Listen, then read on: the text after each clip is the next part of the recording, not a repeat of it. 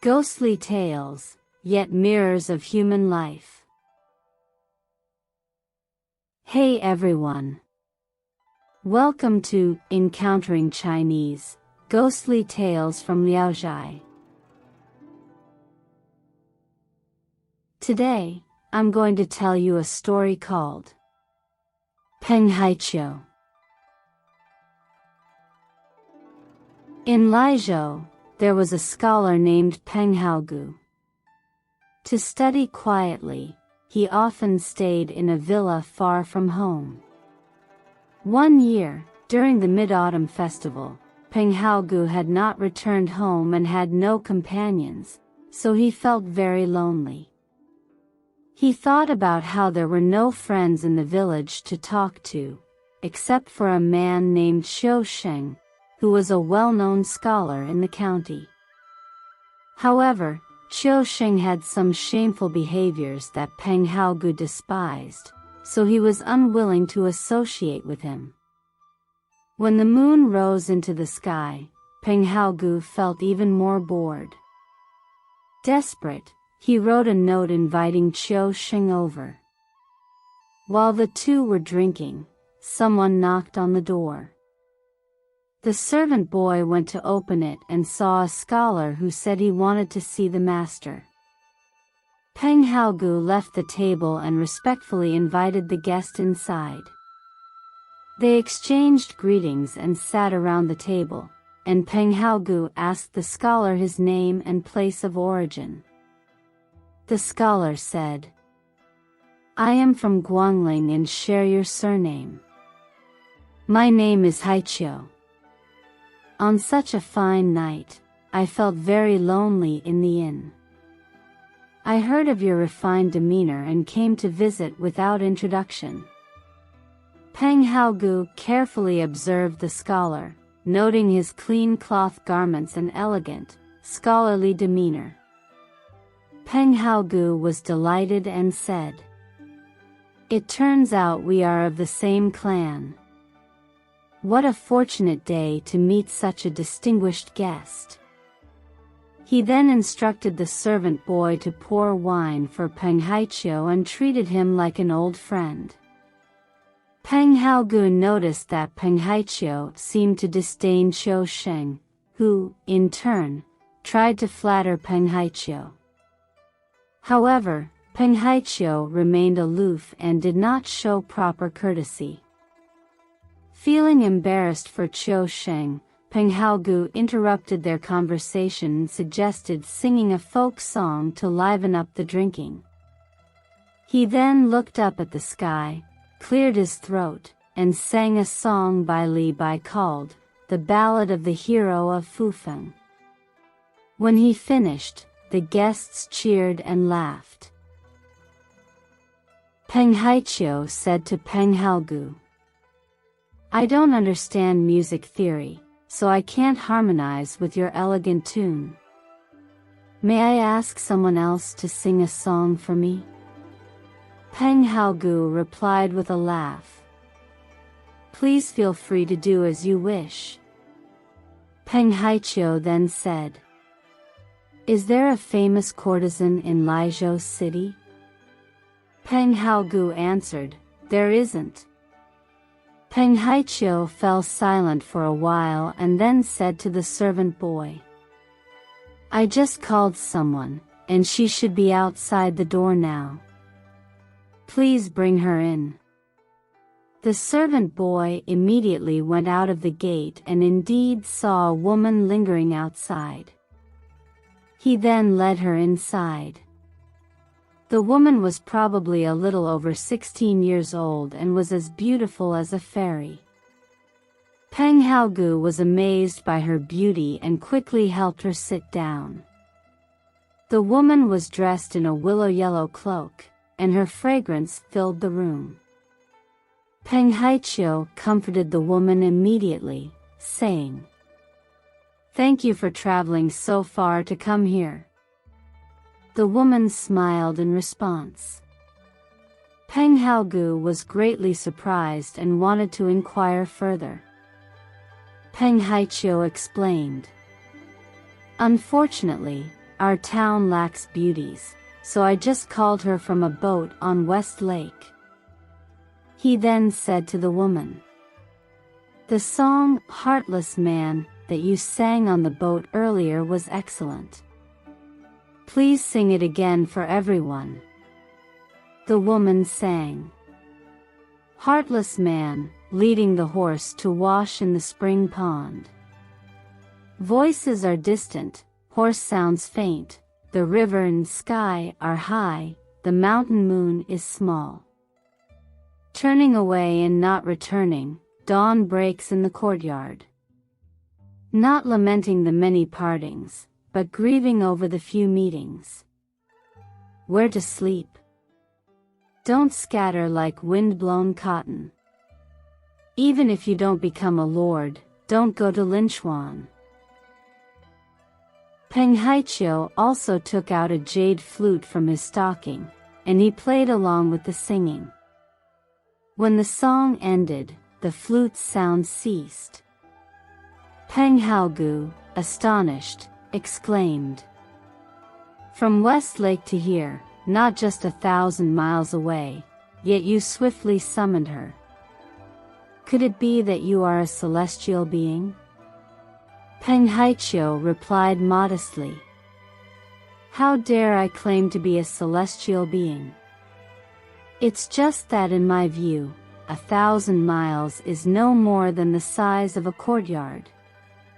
Tonight, the clear breeze and bright moon over West Lake make the scenery more beautiful than usual. We must go and admire it. Will you accompany me?" Peng Haiqiu, curious about Peng Haiqiu's extraordinary abilities, agreed, saying, "It would be my honor to accompany you." Peng Haiqiu asked, "Would you prefer to go by boat or horse?"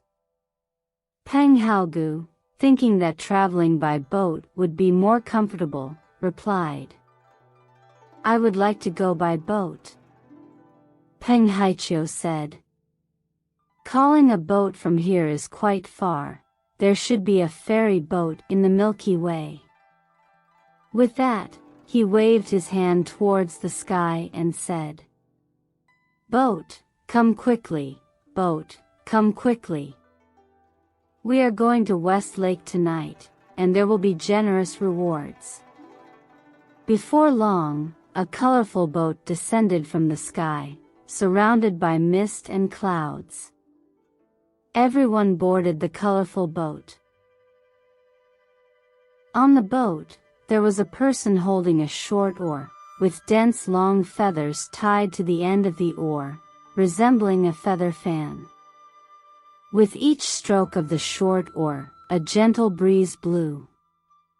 The colorful boat gradually ascended into the sky, heading south at a speed like that of an arrow. After a while, the boat descended back onto the water. They heard music and voices bustling around them. Peng Haiqiu stepped out of the cabin and saw the bright moon reflected on the rippling waves, with pleasure boats crowding like a bustling market. The boatman ceased rowing, allowing the colorful boat to drift along with the current. Upon closer inspection, they were indeed at West Lake. Peng Haiqiu then brought out fine wine and delicacies from the rear cabin, joyously drinking with everyone. Before long, a luxurious boat approached and sailed alongside the colorful boat. Looking through the windows of the luxurious boat, they saw 2 or 3 people sitting together, playing chess and laughing loudly. Peng Haiqiu handed a cup of wine to the woman, saying, "I bid you farewell with this cup of wine." As she drank, Peng Haiqiu was reluctant to part with her, pacing anxiously, afraid she might leave. He discreetly nudged her with his foot, and she looked at him affectionately with her eyes half closed. Moved by the scene, Peng Haogu pleaded to arrange a future meeting with the woman. She replied, "If you truly admire me, just inquire about Zhuanyang's name, everyone knows her." Peng Haiqiu then handed the woman a handkerchief embroidered with Peng Haogu's name, saying, "I pledge on behalf of you and Haogu to meet again in 3 years." He then stood up, holding the woman in his palm, saying, "O celestial being, celestial being." He opened the window of the neighboring boat and ushered her inside. The window was as large as a plate, and she slithered inside like a snake, not seeming to find it narrow. Soon after, voices from the neighboring boat exclaimed, "Zhuanyang has awakened." The luxurious boat then sailed away. Peng Haogu saw from afar that the boat had docked ashore, and the people on board were disembarking, losing interest in further sightseeing. He expressed to Peng Haiqiu his desire to go ashore and explore with him. As soon as his suggestion was made, the colorful boat had already docked. Peng Haogu disembarked and strolled away. He felt he had walked about a mile when Peng Haiqiu caught up from behind, bringing along a horse for Peng Haogu to lead. Peng Haiqiu quickly departed again, promising, "Wait for me while I fetch 2 more horses." However, Peng Haiqiu did not return after a long wait. By then, pedestrians were scarce, and Peng Haogu looked up to see the moon had set, with dawn approaching. He had lost sight of Qiu Sheng. Uncertain, Peng Haogu hesitated with the horse, torn between advancing and retreating. He urged the horse back to where they had docked the boat, only to find neither people nor boats in sight. Peng Haogu realized he had no money in his purse and became increasingly anxious. When day broke, he found a small pocket on the saddle embroidered with gold thread. He reached inside and discovered 3 or 4 taels of silver. He bought some food and waited patiently, inadvertently finding it was already noon. Deciding to temporarily seek Zhuanyang, he hoped to gradually learn more about Qiu Sheng's whereabouts. However, no one knew Zhuanyang's name when he inquired, leaving him disinterested. The next day, he had no choice but to ride his horse back home. Fortunately, the horse was gentle and strong, and after half a month's journey, he finally returned home. When Peng Haogu and the other 2 ascended to heaven on the boat, the servant boy returned home to report, "Master has ascended to become an immortal."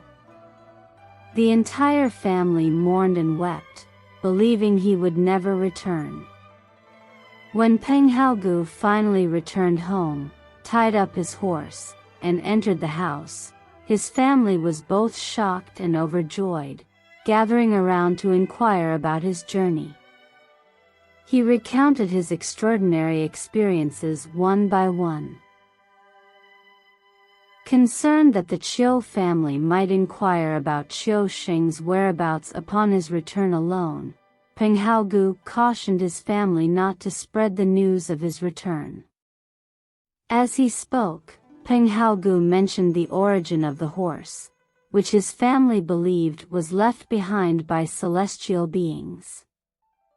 They rushed to the stable to see it, but found the horse had disappeared, leaving Qiu Sheng tied to the manger with the reins. This sight horrified them, and they called Peng Haogu to come see. Qiu Sheng was in the stable, head bowed and unresponsive, only blinking his eyes open and shut. Moved by pity, Peng Haogu untied him and helped him to bed, where Qiu Sheng remained listless. The servants fed him some thin porridge, which he managed to drink a little of. In the middle of the night, Qiu Sheng regained some clarity and expressed a need to use the restroom. Peng Haogu assisted him, and Qiu Sheng passed several horse dung pellets. After drinking more porridge, he was able to speak. Peng Haogu questioned him closely at the bedside. Qiu Sheng recounted.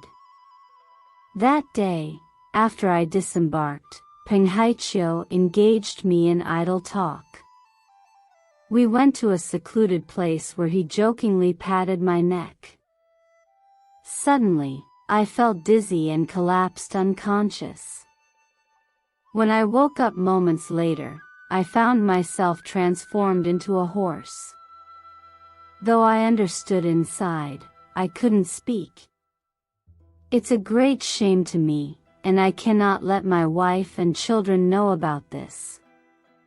Please, don't reveal this.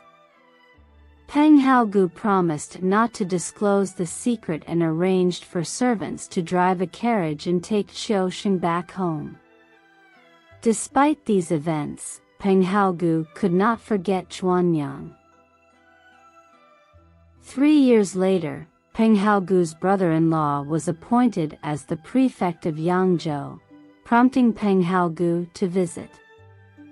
In Yangzhou, a young gentleman named Liang, who was friends with Peng Haogu, hosted a banquet and invited Peng Haogu to join him for drinks. During the banquet, several singing girls came to greet the guests. Liang asked why Zhuanyang hadn't come, and his servants reported that she was ill. Liang, angered, exclaimed, "That girl thinks too highly of herself. Tie her up and bring her here." Upon hearing Zhuanyang's name, Peng Haogu was surprised and asked who she was. Liang explained. She is a courtesan, considered the most beautiful woman in Yangzhou. Due to her slight fame, she has become arrogant and disrespectful. Although Peng Haogu suspected it was a coincidence with the name, his heart pounded with excitement. He immediately wished to meet this Zhuanyang. Shortly after, Zhuanyang arrived, and Liang scolded her angrily. Peng Haogu observed her closely and confirmed she was indeed the same Zhuanyang he had seen on the Mid-Autumn Festival. Peng Haogu intervened, saying to Liang, "I have had a previous acquaintance with this person. I hope you can forgive her." Zhuanyang looked over at Peng Haogu with surprise. Liang, without time for further inquiry, ordered Zhuanyang to serve wine to the guests one by one. Peng Haogu asked Zhuanyang, "Do you still remember the song, Heartless Man?" Zhuanyang, even more startled, looked at him for a while before singing the old tune. Her voice sounded just like it did during that Mid-Autumn Festival. After the wine was finished, Liang instructed Zhuanyang to accompany Peng Haogu to rest. Peng Haogu held Zhuanyang's hand and said, "Is today the day we fulfill our promise to meet again after 3 years?" Zhuanyang replied, "The last time I went boating on West Lake, after drinking a few cups, I suddenly felt as if I were drunk. At that time, I was in a daze and vaguely felt someone leading me away, eventually arriving in a village. A servant led me in, and there were 3 people at the banquet, you being one of them. Later, we sailed back to West Lake, and that person sent me back through the window lattice. You also held my hand with deep affection. Whenever I think of that scene, I feel like it was a dream, but the silk handkerchief is still here, carefully preserved. Peng Haogu also recounted his side of the story to Zhuanyang, and both of them sighed in amazement. Zhuanyang suddenly threw herself into Peng Haogu's arms, choked with emotion, saying, "The celestial being has already acted as a matchmaker for us. Don't think you can casually abandon me just because I am a worldly woman, and stop missing me, this person in the sea of suffering." Peng Haogu replied, "The covenant on the boat, I have never forgotten a day. If you are willing to be with me, I will spare no expense, even selling my steed, to make it happen." The next morning, Peng Haogu shared their story with Liang and borrowed some money from his brother-in-law, the prefect. Eventually, he used 1,000 taels of silver to redeem Zhuanyang from her courtesan life and took her home. Later, they revisited the villa where they first met, and Zhuanyang still recognized the place where they had shared drinks years ago. At the end of the story, the author provides the following commentary. Qiu Xing unexpectedly transformed into a horse, which indicates that his past actions must have been very reprehensible. Even the deities despised his clumsy behavior, considering him more akin to a beast. Creatures like lions, elephants, cranes, and phoenixes have also been subjected to discipline. Isn't this the compassion of gods or sages towards them? Peng Haiqiu arranged for Peng Haogu and Zhuanyang to meet again after 3 years, perhaps to help Zhuanyang escape from her suffering. Alright. That's all for today's ghostly tale, Peng Haiqiu. If you enjoyed it, please give it a thumbs up and subscribe. Please also encourage everyone to comment and share more. We'll see you in the next episode.